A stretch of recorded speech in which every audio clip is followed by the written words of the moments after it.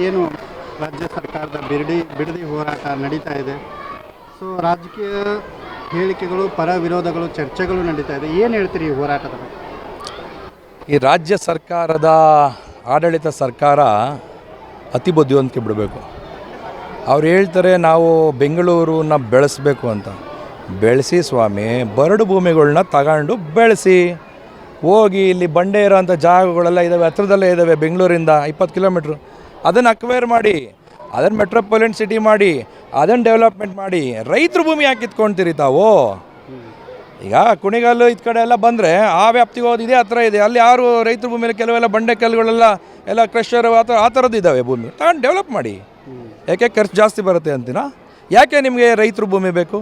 ರೈತರ ಭೂಮಿ ಕಿತ್ತರೆ ನಿಮಗೆ ಏನಂತ ಸುಖ ಸಿಗ್ತದೆ? ಕೂಡಲೇ ಸರ್ಕಾರ ಇಂಥ ಒಂದು ಯೋಜನೆಗಳಿಂದ ಕೈ ಬಿಡಬೇಕು. ಮಾನ್ಯ ಡಿ.ಕೆ. ಶಿವಕುಮಾರ್ ಅವ್ರಿಗೆ ನಾನು ಮೊನ್ನೆ ಅಭಿನಂದನೆಯನ್ನು ಸಲ್ಲಿಸಿದ್ದೆ, ನಮ್ಮ ಯುವ ಕನ್ನಡಿಗರ ಸೇನೆ ಸಂಘಟನೆ. ನಾನು ಅವ್ರಿಗೆ ಒಂದು ಮಾತು ಹೇಳ್ತೀನಿ. ಡಿ.ಕೆ. ಅವ್ರಿಗೆ ಅವ್ರದ್ದೇ ಆದಂಥ ಒಂದು ಶಿವಕುಮಾರ್ ಅವ್ರಿಗೆ ಒಂದು ಗೌರವ ಇದೆ.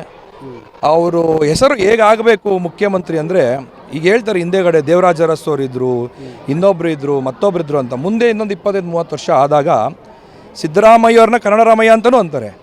ಡಿ.ಕೆ. ಶಿವಕುಮಾರ್ ಅಂತವರೊಬ್ಬ ಮುಖ್ಯಮಂತ್ರಿ ಆಗಿದ್ದರು. ಅವರ ಆಡಳಿತ ಅವಧಿಯಲ್ಲಿ ಇಂತಿಂಥ ಒಳ್ಳೊಳ್ಳೆ ಕೆಲಸಗಳು ಮಾಡಿದ್ರು ಅಂತ ಮುಂದಿನ ಪೀಳಿಗೆ ಹೇಳಬೇಕು. ಆ ನಿಟ್ಟಿನಲ್ಲಿ ಡಿ.ಕೆ. ಶಿವಕುಮಾರ್ ಅವ್ರು ಕೆಲಸ ಮಾಡಬೇಕು.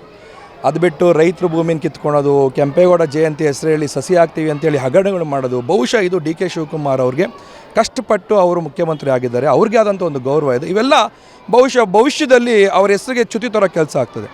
ಕೇವಲ 2 ವರ್ಷದ ಗುರಿಯಲ್ಲ, ತಾವು 16 ವರ್ಷ ರಾಜ್ಯ ಆಳಬೇಕು, ತಮ್ಮಂಥ ನಾಯಕರು ಇರಬೇಕು, ನಮಗೂ ಆಸೆ ಇದೆ. ಆ ನಿಟ್ಟಿನಲ್ಲಿ ತಾವಿರಬೇಕು ಅಂದರೆ ಇಂಥ ಯೋಜನೆಗಳಿಂದ ತಾವು ಎಚ್ಚರಿಕೆ ನಡೆ ಇಡಬೇಕು. ಹೇಳುವುದನ್ನು ಬಾಯಲ್ಲಿ ಮಾಡಿ ತೋರಿಸ್ಬೇಕು ಅನ್ನೋದು ನನ್ನ ಒಂದು ಮನವಿ. ಭೂಮಿಯನ್ನು ರೈತರಲ್ಲಿ ಒತ್ತಾಯವಾಗಿ ಕಿತ್ಕೊಳ್ಳೋದಿಲ್ಲ, ಇಷ್ಟಪಟ್ಟು ಕೊಟ್ಟರೆ ತಗೊಳ್ತೀವಿ ಅನ್ನೋ ಮಾತನ್ನು ಹೇಳ್ತಾರೆ. ಏನು ಹೇಳ್ತಿರ್ಬೇಕು? ಅಲ್ಲಿ 2 ಥರ ಸಮಸ್ಯೆ ಇದೆ. ಬಂಡಾಳವಾಯಿ ಶಾಹಿಗಳು ಒಂದಷ್ಟು ಜಮೀನುಗಳನ್ನ ಕೊಂಡುಕೊಂಡಿಟ್ಕೊಂಡಿದ್ದಾರೆ ರೈತರ ಹೆಸರಿನಲ್ಲಿ. ಪ್ರಾಮಾಣಿಕವಾದ ರೈತರಿದ್ದಾರೆ. ನಾನೊಂದು ಪ್ರಶ್ನೆ ಕೇಳ್ತೀನಿ. ರೈತರು ಕೊಡೋದಾದರೆ ಇಸ್ಕೊಳ್ಳಿ, ಕೊಡದಿದ್ದರೆ ರೈತರು ಏನಕ್ಕೆ ಇಸ್ಕೊಂಡಿರಿ? ನಾನು ನೋಡಿದೆ ಮೊನ್ನೆ ಇಲ್ಲ ಸಲ್ಲದೆಲ್ಲ ಕೇಸ್ ಹಾಕಿದ್ದೀರಿ. ಏನು ಪ್ರಾಣ ತೆಗೋಕ್ಕಾಗಲ್ಲ ಅವ್ರಿಗೆ. ಇಂಥ ಘಟನೆಗಳು ಏನಾಗ್ತವೆ, ನೀವು ಕೆರಳಿಸ್ದಂಗೆ ಆಗ್ತದೆ ರೈತರನ್ನ. ನೀವು ಬಿಡದಿ ವಿಚಾರ ಇಡೀ ರಾಜ್ಯಕ್ಕೆ ಕೆರಳಿದ್ರೆ ನಿಮ್ಮ ಆಡಳಿತಕ್ಕೆಲ್ಲ ಅದು ಸಮಸ್ಯೆ ಬರುತ್ತೆ. ಎಚ್ಚರಿಕೆ ನಡೆಯಿರಬೇಕು. ಯಾವ ರೈತರು ಕೊಡೋಕೆ ಒಪ್ಕೊಂಡಿಲ್ಲ. ಕೆಲವು ರೈತರುಗಳನ್ನ ಈ ಬಂಡವಾಳ ಶಾಹಿಗಳು ಒಂದಷ್ಟು ದುಡ್ಡುಗಳು ಕೊಟ್ಕೊಂಡು ಪಾಪ ದಾರಿ ತಪ್ಪಿಸೋ ಕೆಲಸ ಮಾಡಿದ್ದಾರೆ. ಪ್ರಾಮಾಣಿಕ ರೈತರುಗಳು ಯಾರು ಕೊಟ್ಟಿಲ್ಲ. ಈಗ BJP ಅವರು ಹೋರಾಟ ಮಾಡಿ ಕಾಲ್ನಡಿಗೆ ಕಾರ್ಯಕ್ರಮ ಮಾಡ್ತಾ ಇದ್ದಾರೆ. ಏನು ಹೇಳ್ತೀರಿ ಇವರ ಹೋರಾಟಕ್ಕೆ? ಈಗ ಎದ್ದು ಬಂದ್ರ ಅಂತ. ಸರ್, ಈಗ ಭಾರತೀಯ ಜನತಾ ಪಾರ್ಟಿ ಅನ್ನೋದು ಒಂದು ರಾಷ್ಟ್ರೀಯ ಪಕ್ಷ, ಎಂಥ ದೊಡ್ಡ ಪಕ್ಷ. ಈ ಬಿಡದಿ ವಿಚಾರದಲ್ಲಿ ನೋಡಿದ್ರೆ ಕರ್ನಾಟಕದಲ್ಲಿ ಪ್ರಾದೇಶಿಕ ಪಕ್ಷ ಒಂದೇ ಧ್ವನಿ ಎತ್ತಿರೋದು. ಯಾಕೆ BJP ಅವ್ರದ್ದು ನಿಮ್ಮದು ಜಾಣ ಕುರುಡು? ಯಾಕೆ ಬನ್ನಿ, ದಂಗೆ ಇದು ಸ್ಟೇಟ್ಮೆಂಟ್ ಕೊಡೋದಲ್ಲ, ಬಂದು ಹೋರಾಟ ಮಾಡಿ. ಸಿದ್ದರಾಮಯ್ಯ ಅವ್ರದ್ದು ಮೂಢ ಹಗರಣ ಆದಾಗ ಪಾದಯಾತ್ರೆ ಮಾಡಿದ್ರಿ, ಒಪ್ಕೊಂಡ್ವಿ, ಸಂತೋಷ. ಮೂಢ ಹಗರಣ ಅನ್ನೋದು ಒಂದು ಹಗರಣ. ರೈತರ ವಿಚಾರದಲ್ಲಿ ಎಲ್ಲೋಗಿದ್ದೀರಾ? ಎದ್ದೇಳ್ರಿ, BJP ಅವ್ರು ಎದ್ದೇಳಬೇಕು.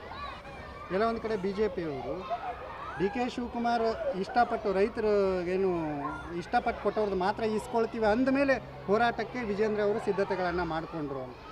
ಸರ್, ಹೋರಾಟಕ್ಕೆ ಸಿದ್ಧತೆಗಳು ಮಾಡ್ಕೊಳಕ್ಕೆ ಅವ್ರೇನು ಸಮಾವೇಶ ಮಾಡ್ತಿಲ್ಲ ಸರ್. ಕರೆ ಕೊಟ್ಟರೆ ಬರ್ತಾರೆ, ಬೆಳಗ್ಗೆ ಬರ್ತಾರೆ. ಯಾವ ಕಾಲ ಮಿಂಚೋದಾಗ ಹೋರಾಟ ಮಾಡೋದಲ್ಲ, ಕಾಲ ಮಿಂಚೋವಾಗ ಮುಂಚೆ ಹೋರಾಟ ಮಾಡಬೇಕು. ಕುಮಾರಸ್ವಾಮಿ ಅವ್ರನ್ನ ಪ್ರಾದೇಶಿಕ ಪಕ್ಷನ ಮುಂದೆ ಇಟ್ಟು ಮಾಡೋವಂಥದ್ದು ಆಗಬಾರ್ದು. ತಮಗೆ ರೈತರ ಬಗ್ಗೆ ಕಾಳಜಿ ಇದ್ದರೆ ಬನ್ನಿ, ರೈತರ ಪರವಾಗಿ ನಿಂತ್ಕೊಳ್ಳಿ. ಸಂಘಟನೆಗಳವ್ರು ನಾವೆಲ್ಲ ನಿಮ್ಮ ಜೊತೆ ಕೈ ಜೋಡಿಸ್ತೀವಿ. ಜಾಣ ಕುರುಡು ಬಿಡಿ. ವಿಜೇಂದ್ರ ಅವರಾಗಲಿ, ಆರ್ ಅಶೋಕ್ ಅವರಾಗಲಿ, ಅಥವಾ ಯಾರೇ ಭಾರತೀಯ ಜನತಾ ಪಾರ್ಟಿಯ ಮುಖಂಡರು ಬಿಡದಿ ವಿಚಾರನ ಸ್ವಲ್ಪ ತೀಕ್ಷ್ಣವಾಗಿ ತಗೊಳ್ಳಿ.